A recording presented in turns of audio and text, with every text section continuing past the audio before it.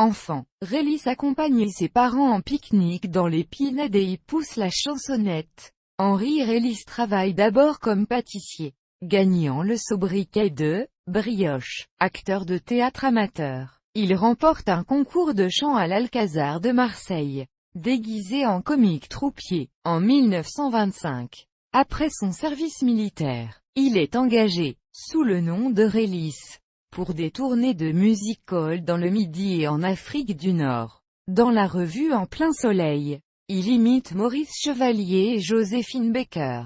En 1933, Ali l'engage dans la troupe de sa pièce Au pays du soleil, contribuant au lancement de sa carrière. En 1935, Marcel Pagnol lui donne sa chance dans Merlus. Il se spécialise au début dans les comédies marseillaises, qui font florès à l'époque. 3 de la Marine, 1934, César, 1936, 1 de la Canebière, 1937. Dans les années 1940, il fait remarquer son accent provençal, sa voix douce et chaude et son air attendrissant dans Narcisse, d'Air d'Aguillard, 1940, où il fait un véritable triomphe en aviateur malgré lui. Feu Nicolas, de Jacques Houssin, 1943, Roger la honte, d'André Cayatte, 1945, Les aventures des pieds nickelés. Il joue Croquignol, de Marcel Aboulker,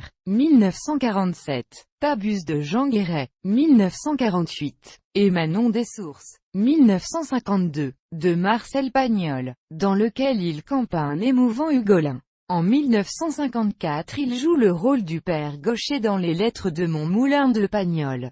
Sa carrière exceptionnellement longue se poursuivra après-guerre avec des films comme Amédée, de Gilles Grangier, 1950, La vie est un jeu, de Raymond Le Boursier, 1951, Arène joyeuse de Maurice de Canonge. Deuxième version en 1958 avec Fernand Reynaud après avoir déjà figuré au générique de la première version.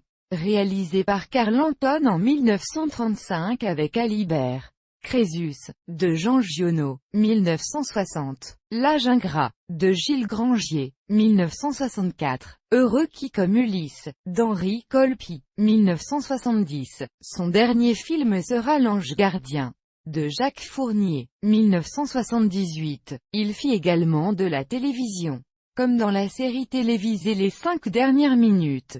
Après avoir vécu à Saint-Leu-la-Forêt, Val d'Oise, il se retire dans sa ville natale, Ruborde, non loin du Prado. Rélis meurt à l'hôpital Sainte-Marguerite. Dans sa 86e année, il repose au cimetière Saint-Pierre de Marseille.